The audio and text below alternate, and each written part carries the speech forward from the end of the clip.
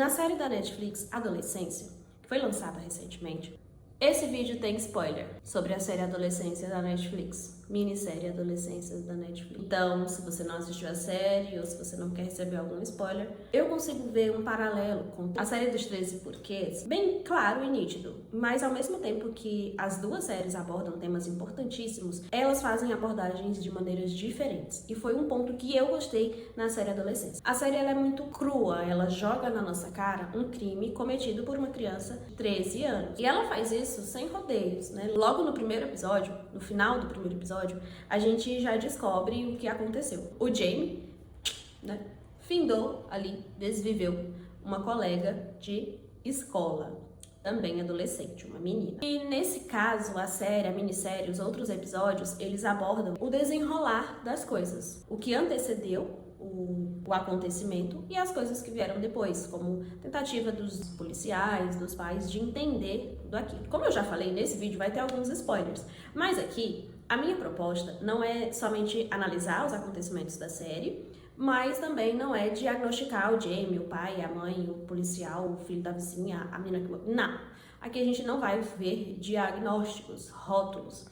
Na verdade, o que eu proponho aqui, e o que eu já proponho lá no meu Instagram, são análises com base em teorias da psicanálise, com base no que a psicanálise diz sobre algumas coisas. Na verdade, é mais uma conversa, né? Eu vou falar o que eu acho, vocês falam aqui nos comentários o que vocês acham, e assim a gente vai debatendo os assuntos que acontecem, assim como a gente faz numa roda de amigos, ou enfim, em qualquer lugar, em qualquer rede social. E aqui a gente vai tentar falar um pouquinho sobre o que atravessa a formação do sujeito, formação de uma pessoa, coisas que influenciam, que podem ou não influenciar de maneira benéfica ou não, né? Às vezes, por exemplo, a mesma coisa influencia de maneiras diferentes, pessoas diferentes. Então a gente vai ver aqui no caso do Jamie, o que pode ter influenciado, o que pode ter levado ele a cometer isso ou não. Algo que eu quero mencionar aqui é a maneira como a série ela é filmada. Ela é feita toda em plano sequência.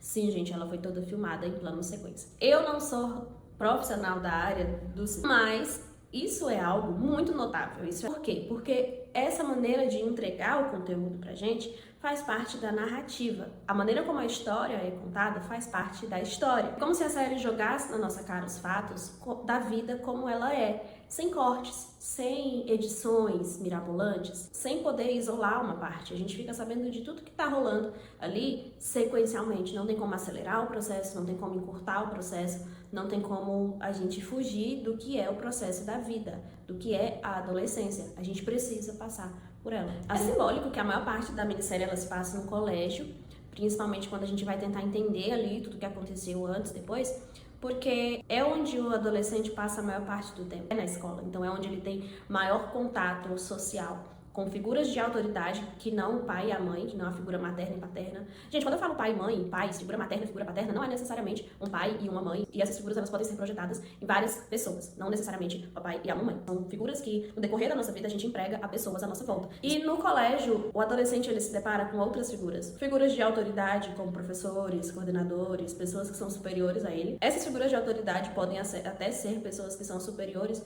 porém da mesma faixa etária, pessoas que são mais fortes, mais bonitos, mais dentro do padrão. Enfim, existem vários tipos de figuras de autoridade. E no colégio é onde o adolescente ele se depara com essas figuras de autoridade. E não só isso, onde ele forma a sua figura de ideal, aquilo que ele quer ser, em qual grupo ele quer se encaixar. Por exemplo, de início a gente já vê uma grande necessidade que a série aborda e que nós temos no nosso dia a dia. A necessidade de nomear os porquês. Por que o Jamie fez isso? Por que isso aconteceu? Por que eu me sinto dessa forma? Todos ali procuram uma explicação. Algo que a gente vê muito na psicanálise, principalmente vindo de Lacan, é que a linguagem, ela estrutura o sujeito. A linguagem, ela dá sentido ao que a gente sente, ao que a gente faz, ao que a gente... Nomear é isso, é dar sentido. Explicar é isso, é dar um sentido. A gente nomeia um sentimento, um acontecimento, é como se a gente organizasse aquilo ali que aconteceu. Ou até uma forma da gente organizar o que tem por dentro da gente. É por isso que, diante do inimaginável que aconteceu, os pais eles estão sempre buscando, a gente vê que eles estão sempre buscando uma razão, um motivo. eles ficam desnorteados e para tentar organizar isso, eles buscam a todo momento um motivo. Como se achar esse motivo fosse uma forma de controlar ou contornar aquilo que saiu do controle. Na prática, a gente pode ver isso quando a gente tenta entender por que o filho se isolou, por que se tornou agressivo, e aí a gente consegue ver que muitas vezes isso é resumido a um simples é a adolescência. É o momento que ele tá passando. É o celular. É culpa desse jogo de videogame. E você percebe que sempre é na busca de uma culpa? É como se achar o culpado, pronto, resolveu-se ali o problema, resolveu o caso. Só que a gente procurar coisas isoladas assim nem sempre traz o verdadeiro sentido do que aconteceu. Nem sempre realmente dá um sentido. Pode dar aquele sentido momentâneo, mas quando algo assim acontece, é uma série de fatores que estão envolvidos. E um ponto que a série dá muita atenção e a gente precisa também pontuar é a maneira como o pai do Jamie cria. Então isso quer dizer que o pai é culpado?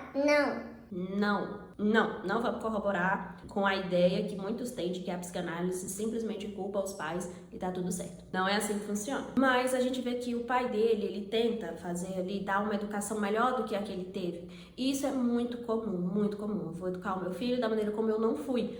Ou até eu vou educar o meu filho da maneira como eu fui educado, porque se eu passei, ele também vai passar por isso. Ou se eu não passei, ele também não vai passar por isso. Por que os dois extremos pode ser problemático? Porque no caso do Jamie, do pai dele, o pai ele não percebeu a realidade do filho. Ele estava tentando fazer as coisas sob a sua própria ótica. Ele realmente quis educar da melhor forma, ele realmente quis fazer o melhor, né? Quando surge aquela questão onde a gente errou, é uma questão muito comum que surge em muitos pais, sim. Mas, às vezes, o que a gente pode chamar de erro, na verdade não é bem um erro, mas uma falta. É quando os pais, eles tentam educar o filho de acordo com a sua realidade. Por exemplo, um pai que quer ensinar o filho a ter responsabilidade, coloca o filho para trabalhar muito cedo, porque assim ele vai aprender a ter mais responsabilidade e tal.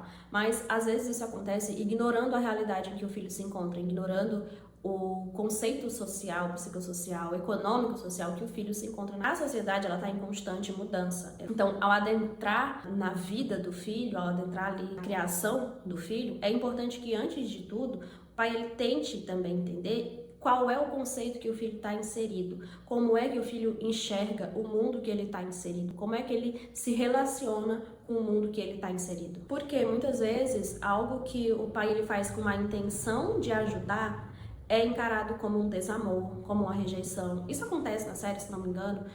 Tem alguns momentos em que o pai do Jamie ele age de determinada forma, né? E o Jamie ele vê aquela reação do pai como uma rejeição, como uma desaprovação. Quando, na verdade, o pai age daquela forma para evitar que o Jamie se sinta ridicularizado pelos colegas. Então, a gente percebe que o pai do Jamie, às vezes, ele tenta acertar. Às vezes não, ele realmente está tentando aceitar. E isso acontece em todas as nossas relações sociais. Existe mal entendidos e coisas que são mal interpretadas em todas as nossas relações com o outro. O que eu digo nunca é o que o outro escuta, e o que o outro diz nunca é o que eu escuto. E isso se aplica principalmente na educação dos filhos, no caso, na educação do Jamie. O pai, ele projetou ali no filho uma imagem do que o filho vai ser, né? Eu quero que o meu filho se sinta dessa forma, eu quero que o meu filho seja dessa forma, então por isso eu vou agir dessa forma. Mas antes de fazer isso, ele não escuta quem o filho é ainda naquele momento. Para se comunicar com a adolescência, não basta simplesmente escutar o que o filho quer.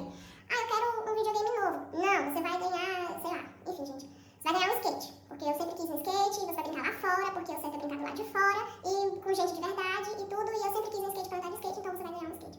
Então, assim, eu ouvi o que o meu filho quer, eu ouvi a demanda que o meu filho tem, mas por que ele tem essa demanda? O que tá por trás dessa demanda?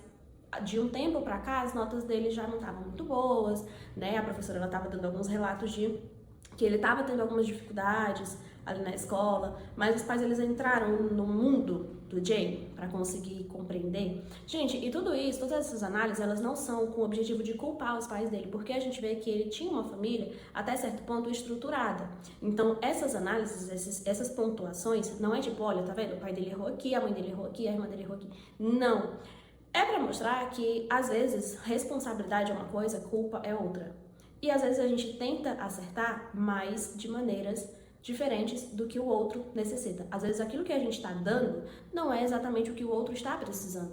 A gente dá de acordo com a nossa necessidade. Então, a gente precisa ouvir a necessidade do outro para poder, talvez, dar o que o outro precisa. E nem sempre a gente vai poder fazer isso. E aí, a gente entra aqui no outro ponto. A personalidade do Jamie. A gente vai percebendo, principalmente no episódio que tem a conversa dele com a psicóloga, que ele fala com uma certa frieza, né? A gente percebe logo no início a relação que ele tem com a figura feminina, a gente percebe que tem uma certa objetificação ali da figura feminina, e a relação que ele tem com os colegas de escola e com as colegas de escola. E a gente vê que ele fala, que ele se expressa de uma maneira fria em alguns momentos. Para ele, parece que tudo se dá de uma forma lógica. Ele fez porque ele pôde fazer, porque era necessário. E por isso, tem-se muito falado, ele é um psicopata? Ele tem um transtorno de personalidade narcisista, que é o que a gente conhece como psicopatia? Primeiro, gente, não dá para diagnosticar adolescente e pré-adolescente. Segundo, falei no início do vídeo, é que a gente não tá rotulando ninguém, incluindo o Jamie. Mas algo que a gente pode relacionar é o que o Freud chamou de personalidade perversa. É um nome assustador, calma, não é que ele seja totalmente perverso. Mas, se você quer saber um pouco mais sobre conceitos psicanalíticos, você pode ir no meu Instagram. Lá eu falo um pouquinho mais sobre cada um deles, de uma maneira mais simples e mais rápida. Mas para a psicanálise, a perversão não é simplesmente uma pessoa má ou uma pessoa psicopata. Mas, assim como a neurose e a psicose, ela é uma maneira da pessoa se relacionar com o desejo e com o outro. Para o perverso, o outro com o seu desejo não existe. Como se a minha figura como sujeito e o meu desejo se sobrepusesse ao desejo do outro. O outro, ele é subjugado pelo meu desejo. E não há culpa nisso. O perverso, ele não se submete à impotência, à castração. Jamie enxerga o seu próprio desejo, o desejo dos colegas, o desejo da mãe, por exemplo, como algo superior a qualquer outro. Ele não se pergunta o que outras figuras estão sentindo, né? Ele não sente culpa em realizar o seu próprio desejo, ele não sente a necessidade de se desculpar, porque se ele quer, ele pode. Se ele quer realizar o desejo de outra pessoa, que envolve um terceiro, ele pode, independente do que aquele outro terceiro ele queira ou ele deseja. Então, se ele comete esses atos hediondos, se ele cometeu esse ato hediondo, ele não sente culpa e frieza por isso, então isso quer dizer que ele é psicopata, não é? Eu não posso pegar aqui uma série de requisitos e simplesmente fazer um bingo e, assim, diagnosticar as pessoas. Não é assim que funciona, né? Não é assim que a gente trabalha. O que a gente pode dizer, de acordo com o que é mostrado naqueles 4 episódios, que o Jamie, ele tem sim uma predominância de personalidade perversa, de acordo com o conceito de psicanálise perversa. Que é o quê? A maneira como ele se relaciona com o desejo dele e com o desejo do outro não é regida por regras morais, por culpabilidade ou por responsabilidade. Se ele quer, ele realiza. Simples assim. E aí a gente faz um link disso com o que eu falei no começo do vídeo. O fato dos pais não entrarem na vida dele a ponto de entender como ele se relaciona com o próximo. Como ele se relaciona com a figura feminina, porque ele é um adolescente. Então os adolescentes, uma coisa que é importante que as gerações mais velhas entendam. A adolescência é um momento onde o sujeito ele está começando a se relacionar com o desejo do sexo oposto. Ou do mesmo sexo, com as questões libidinais. Como é que o seu adolescente ele se relaciona com o desejo do outro? Como é que isso funciona para ele? Como é que ele enxerga isso? Como é que ele enxerga o desejo do outro em relação ao desejo dele mesmo? O fato é que os pais do Jamie, eles não conseguiram impedir o que aconteceu. Isso significa que eles são culpados? Não necessariamente. Lacan ele fala um pouco sobre a castração simbólica, que é quando a gente é simplesmente impotente diante das situações. Nós somos impotentes diante do desejo do próximo. Não tem como a gente controlar o desejo do outro ou a maneira como o outro se relaciona com o desejo dele. Nem se for os nossos próprios filhos. Mas isso não significa que os pais do Jamie eles foram necessariamente negligentes em sua criação. Ou que um pai ou uma mãe de uma pessoa que comete algum crime, algum erro, ela tenha sido necessariamente negligente nessa situação. Pode ter sido um dos fatores? Pode, mas pode não ser também. Isso só significa que eles são humanos. Mas às vezes a culpa ela pode ser paralisante. Como por exemplo, uma figura paterna, materna diz: eu não tenho tempo de passar tempo com o meu filho. Eu trabalho, enfim, eu tenho outras coisas para fazer. E isso pode gerar uma culpa em razão da responsabilidade que sobrecai sobre essas pessoas. Mas essa culpa ela não pode ser paralisante. Muitas vezes, diante da culpa, a pessoa se sente paralisada. Melhor do que se culpar é reconhecer os próprios limites, reconhecer as próprias limitações e a própria responsabilidade. E quando você reconhece os seus limites, você consegue saber se você consegue atuar dentro deles ou transpassar esses limites, se há possibilidade de você fazer algo diferente. Adolescentes não são bonecos, não são robôs, não são crianças. Eles já conseguem expressar as suas próprias visões de mundo, os seus desejos, as suas necessidades, a maneira como eles se relacionam com o outro. E geralmente eles estão tentando se separar da imagem que os pais ainda têm deles. A birra, o afastamento, a necessidade do seu espaço ali, do seu quarto, da sua privacidade, é uma maneira de criar essa barreira, criar essa transição. Faz parte da construção de identidade. Como é que os pais eles podem lidar com isso? sem adentrar demais na privacidade do adolescente, sem tentar controlar ou sem negligenciar. A verdade é que os pais precisam construir um espaço confortável para que esse adolescente converse com ele. Então é preciso de um espaço seguro, que o adolescente se sinta seguro para se abrir, para mostrar quem ele é, para mostrar o que ele gosta de fazer. Preciso abrir um pouco mão do mundinho dos pais e entrar no mundo dos filhos, sem julgamentos, sem preconceitos. E um terceiro fator que a gente pode acrescentar rapidinho aqui é a internet. A gente sabe que a internet ela pode ser uma faca de dois gumes, ela pode ter dois lados, ou vários lados, mas principalmente ela pode influenciar para o bem ou influenciar para o mal.